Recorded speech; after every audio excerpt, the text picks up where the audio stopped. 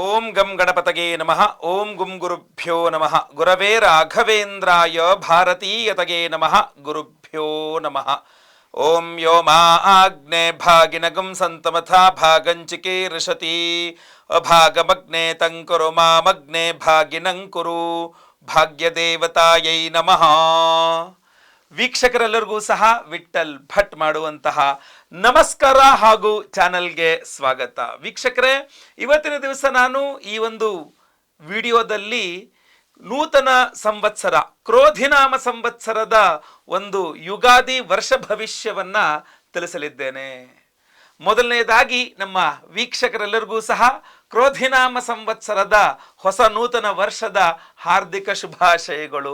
ಈ ಹೊಸ ವರ್ಷ ಯುಗಾದಿ ಹಬ್ಬ ನಿಮಗೆಲ್ಲರಿಗೂ ಸಹ ಹೊಸ ಹರುಷವನ್ನ, ಈ ಹೊಸ ವರ್ಷದಲ್ಲಿ ನಿಮ್ಮ ಎಲ್ಲರ ಕನಸು ನನಸಾಗಲಿ, ಎಲ್ಲರ ದುಃಖಗಳು ಪರಿಹಾರವಾಗಲಿ, ಸುಖ ಸಂಪತ್ತು ನೆಮ್ಮದಿ ಆರೋಗ್ಯ ಭಾಗ್ಯ ಎಲ್ಲ ನಿಮ್ಮ ಇಷ್ಟಾರ್ಥಗಳು ಭಗವಂತ ಖಂಡಿತವಾಗಿ ನೆರವೇರಿಸಲಿ. ವೀಕ್ಷಕರೇ, ಏಪ್ರಿಲ್ 9ನೇ ತಾರೀಕು ಯುಗಾದಿ ಹಬ್ಬ. ಯುಗಾದಿ ಹಬ್ಬ ಅಂದರೆ ನಮಗೆಲ್ಲರಿಗೂ ಸಹ ನಮ್ಮ ಒಂದು ಸಂಸ್ಕೃತಿಯ ನೂತನ ಸಂವತ್ಸರದ ಮೊದಲ ದಿನ, ಚೈತ್ರ ಮಾಸ ಶುಕ್ಲ ಪಕ್ಷ ಪಾಡ್ಯ ತಿಥಿ. ಹಾಗಾದರೆ ಸಂವತ್ಸರದ ಹೆಸರೇನು? ಕ್ರೋಧಿನಾಮ ಸಂವತ್ಸರ. ಕ್ರೋಧಿನಾಮ ಸಂವತ್ಸರ ಈ ವರ್ಷ ಏಪ್ರಿಲ್ 9ರಿಂದ ಹಿಡಿದು ಮುಂದಿನ ವರ್ಷ ಮಾರ್ಚ್ 29ನೇ ತಾರೀಕು ತನಕ, 2025 ಮಾರ್ಚ್ 29ನೇ ತಾರೀಕಿನ ತನಕ ನಿಮಗೆ ಕ್ರೋಧಿನಾಮ ಸಂವತ್ಸರ ಇರಲಿದೆ, ಆಯ್ತಲ್ವಾ?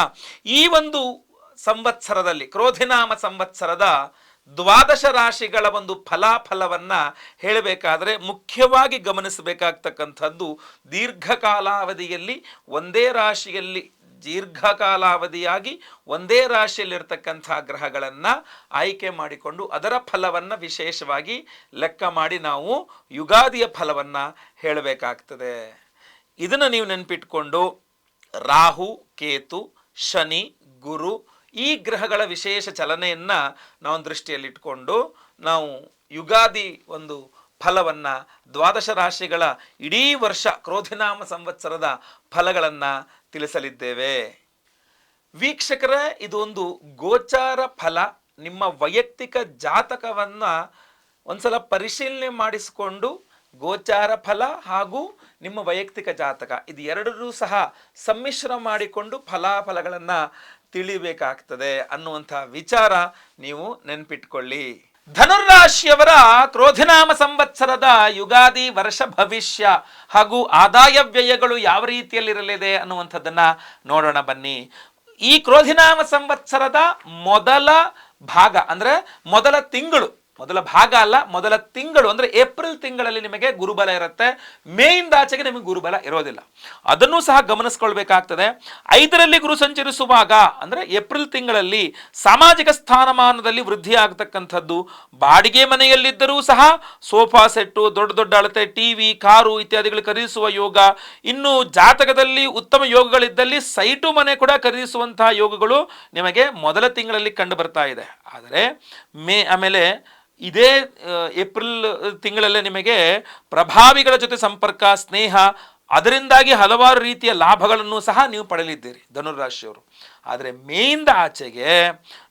ಮೇ ತಿಂಗಳಿಂದ ಆಚೆಗೆ 6ನೇ ಮನೆಯಲ್ಲಿ ಗುರು, ಮೇ ತಿಂಗಳಿಂದ 6ನೇ ಮನೆಯಲ್ಲಿ ನಿಮಗೆ ಗುರು, ಅದರಿಂದಾಗಿ ಸ್ವಲ್ಪ ಆಲಸ್ಯ ಕಾಡ್ಬಿಡುತ್ತೆ. ನಿಮಗೆ ಸ್ವಲ್ಪ ಆಲಸ್ಯ ಕಾಡಿ ಆರೋಗ್ಯದಲ್ಲಿ ಹೆಚ್ಚೆಯೋ ಮಾಡೋಣ ಬಿಡು ಸೋಂಬೇರಿತನ ಜಾಸ್ತಿ ಆಗ್ಬಿಡುತ್ತೆ.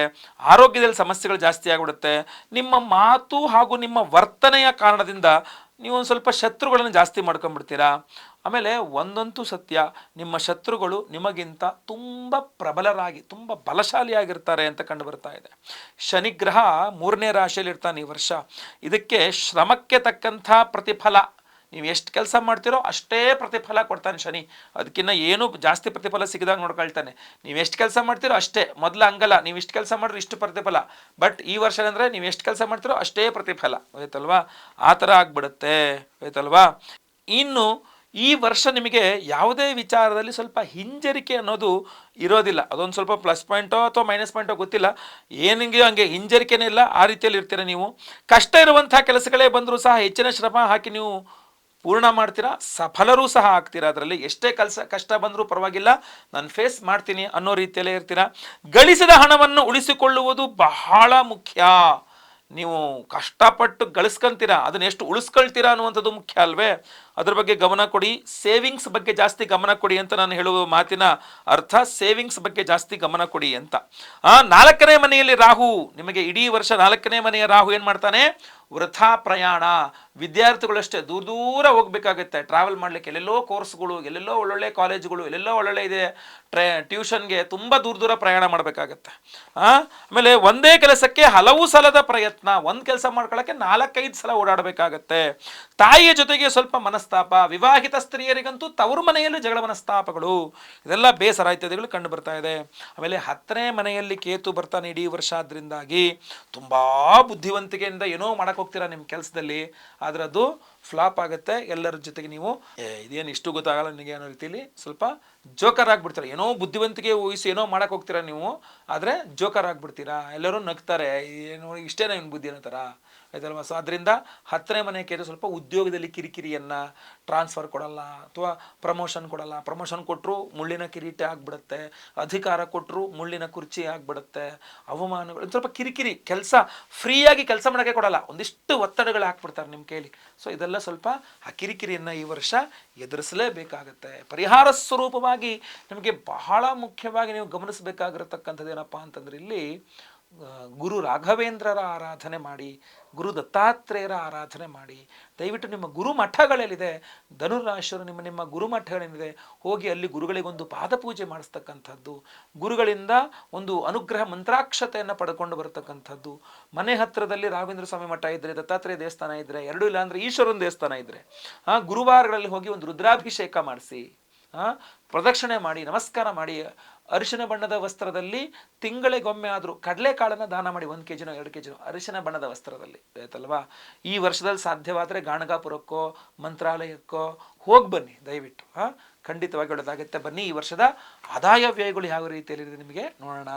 ಧನುರಾಶಿಯವರಿಗೆ ಕ್ರೋಧಿನಾಮ ಸಂವತ್ಸರದಲ್ಲಿ ಆದಾಯ 5, ಖರ್ಚು 2. 5 ರೂಪಾಯಿ ಸಂಪಾದನೆ ಮಾಡಿದ್ರೆ 2 ರೂಪಾಯಿ ಖರ್ಚು, 3 ರೂಪಾಯಿ ಉಳಿತಾಯ ಇದೆ. ಖಂಡಿತವಾಗಿ ಒಳ್ಳೆಯದಾಗಲಿ. ಗೌರವ 2, ಅವಮಾನ 3. ಇದು ಗಮನಿಸಬೇಕು. ನಿಮಗೆ 2 ಜನ ಗೌರವ ಕೊಟ್ಟರೆ 3 ಜನ ನಿಮಗೆ ಅವಮಾನ ಮಾಡೋರೇ ಇರ್ತಾರೆ ಅಂತ, ಆಯ್ತಲ್ವಾ? ಸೊ ಅವಮಾನ ಜಾಸ್ತಿ ಇದೆ. ಆದಾಯಕ್ಕಿನ್ನ ಖರ್ಚಿಗಿನ್ನ ಆದಾಯ ಜಾಸ್ತಿ ಇದೆ, ಆದರೆ ಗೌರವಕ್ಕಿನ್ನ ಅವಮಾನ ಜಾಸ್ತಿ ಇದೆ. ರಾಜಮರ್ಯಾದಕ್ಕಿನ್ನ ಅವಮಾನ ಜಾಸ್ತಿ ಇದೆ. ಇನ್ನು ಸುಖ 2, ದುಃಖ 1. ಸುಖ ಜಾಸ್ತಿ ಇದೆ, ದುಃಖ ಕಡಿಮೆ ಇದೆ. ಆರೋಗ್ಯ ಇಲ್ಲ, ಅನಾರೋಗ್ಯ 1. ಆರೋಗ್ಯ 0, ಅನಾರೋಗ್ಯ 1. ಸ್ವಲ್ಪ ಆರೋಗ್ಯದ ಬಗ್ಗೆ ಜಾಸ್ತಿ ಗಮನ ಕೊಡಬೇಕು ನೀವು, ಆಯ್ತಲ್ವಾ? ಬಹಳ ಅವಶ್ಯಕತೆ ಇದೆ ಆರೋಗ್ಯದ ಬಗ್ಗೆ. ಏನು ಆಹಾರ ಸೇವನೆ ಮಾಡ್ತೀನಿ, ಟೈಮ್ ಟು ಟೈಮ್ ನಿದ್ರೆ, ಟೈಮ್ ಟು ಟೈಮ್ ಉತ್ತಮ ಗುಣಮಟ್ಟದ ಆಹಾರ ಸೇವನೆ, ಸಮಯಕ್ಕೆ ಸರಿಯಾಗಿ ಊಟ ಮಾಡಬೇಕು, ಆಹಾರ ಸೇವನೆ ಮಾಡಬೇಕು, ಊಟ ಇರಲಿ ತಿಂಡಿ ಇರಲಿ, ಹಾಗೂ ಉತ್ತಮ ಗುಣಮಟ್ಟದ್ದು ಮಾಡಬೇಕಾಗತ್ತೆ. ಆಮೇಲೆ ಬಹಳ ಮುಖ್ಯವಾಗಿ ಹೇಳ್ತೇನೆ ನಿಮಗೆ, ವೈಯಕ್ತಿಕ ಜಾತಕ ಪರಿಶೀಲನೆ ಮಾಡಿಸ್ಕೊಳ್ಳಿ. ಏನೋ ಈಗ ಒಂದು ಸೈಟ್ ತೊಗೋಬೇಕು ಅಂದ್ಕೊಂಡಿದ್ದೀರಾ, ಮನೆ ಕಟ್ಸ್ಬೇಕು ಅಂದ್ಕೊಂಡಿದ್ದೀರಾ, ಆಗುತ್ತಾ ಇಲ್ಲ, ಅಥವಾ ಸಾಲದ ಸುಳಿಯಲ್ಲಿ ಸಿಗಾಕೊಂಡಿದ್ದೀರಾ, ಅಥವಾ ಜಾಬ್ ರಿಸೈನ್ ಮಾಡಿ ಇನ್ನೊಂದು ಜಾಬ್ಗೆ ಹೋಗಬೇಕು ಅಂದ್ಕೊಂಡಿದ್ದೀರಾ, ಅಥವಾ ಜಾಬ್ ರಿಸೈನ್ ಮಾಡಿ ಬಿಸ್ನೆಸ್ ಸ್ಟಾರ್ಟ್ ಮಾಡಬೇಕು ಅಂದ್ಕೊಂಡಿದ್ದೀರಾ, ಅಥವಾ ಬಿಸ್ನೆಸ್ ಸ್ಟಾರ್ಟ್ ಮಾಡಿದ್ದೀರಾ ಪ್ರಾಫಿಟ್ ಆಗ್ತಾ ಇಲ್ಲ, ಅಥವಾ ಡ್ಯುಯಲ್ ಮೈಂಡ್ ಆಗಿಬಿಟ್ಟಿದೆ, ಏನು ಮಾಡಬೇಕು ಗೊತ್ತಾಗ್ತಾ ಇಲ್ಲ, ಅಥವಾ ಮದುವೆ, ಆಮೇಲೆ ಸಂತಾನ, ಆಮೇಲೆ ವಿವಾಹ, ಸಂತಾನ, ದಾಂಪತ್ಯ, ಯಾವುದೇ ರೀತಿಯಾದಂಥ ಸಮಸ್ಯೆಗಳಿದ್ರು ವೈಯಕ್ತಿಕ ಜಾತಕ ಪರಿಶೀಲನೆ ಮಾಡಿಸ್ಕೊಳ್ಳಿ. ಈ ಒಂದು ಗೋಚಾರ ಫಲ, ವೈಯಕ್ತಿಕ ಫಲ ಎರಡನ್ನೂ ಸಹ ಮಿಶ್ರಣ ಮಾಡಿ ಯಾವ ರೀತಿಯ ಔಟ್ಪುಟ್ ಬರಲಿದೆ ನಿಮ್ಮ ವೈಯಕ್ತಿಕ ಜಾತಕದ ಪ್ರಕಾರ ಅಂತ ನೋಡ್ಬೋದು. For suppose date of birth ಇಲ್ಲ ಅಂದರೆ ನಾವು ಪ್ರಶ್ನೆಶಾಸ್ತ್ರ ಕವಡೆಯ ಮುಖಾಂತರವಾಗಿ, ಪ್ರಶ್ನೆಶಾಸ್ತ್ರದ ಮುಖಾಂತರವಾಗಿ ನಿಮ್ಮ ಪ್ರಶ್ನೆಗಳಿಗೆ ಉತ್ತರ ಕೊಡಲಿಕ್ಕೆ ಖಂಡಿತವಾಗಿ ಪ್ರಯತ್ನ ಮಾಡಬಹುದು. ಒಳ್ಳೆಯದಾಗಲಿ. ವಿಡಿಯೋ ಇಷ್ಟ ಆದರೆ ದಯವಿಟ್ಟು ಲೈಕ್ ಮಾಡ್ಲಿಕ್ಕೆ ಮರಿಬೇಡಿ. ವಾಟ್ಸಪ್, ಫೇಸ್ಬುಕ್, ಮೆಸೆಂಜರ್ ಎಲ್ಲ ಕಡೆ ಸಾಮಾಜಿಕ ಜಾಲತಾಣಗಳಲ್ಲಿ ವಿಡಿಯೋನ ಶೇರ್ ಮಾಡ್ಲಿಕ್ಕೆ ಮರಿಬೇಡಿ. ಫೇಸ್ಬುಕ್ಕಲ್ಲಿ ನಮ್ಮ ಈ ವಿಡಿಯೋ ನೋಡ್ತಾ ಇದ್ದೀರಾ ಅಂದರೆ ದಯವಿಟ್ಟು ನಮ್ಮ ಪೇಜ್ನ ಫಾಲೋ ಮಾಡ್ಲಿಕ್ಕೆ ದಯವಿಟ್ಟು ಮರಿಬೇಡಿ. ಮುಂದುವರಿದಲ್ಲಿ ಮತ್ತೆ ಪುನಃ ಸಿಗ್ತಾನೆ. ಎಲ್ಲರಿಗೂ ಸಹ ಒಳ್ಳೆಯದಾಗಲಿ. ಲೋಕ ಸಮಸ್ತ ಸುಖಿನೋ ಭವಂತು. ನಾರಾಯಣ ನಾರಾಯಣ ನಾರಾಯಣ.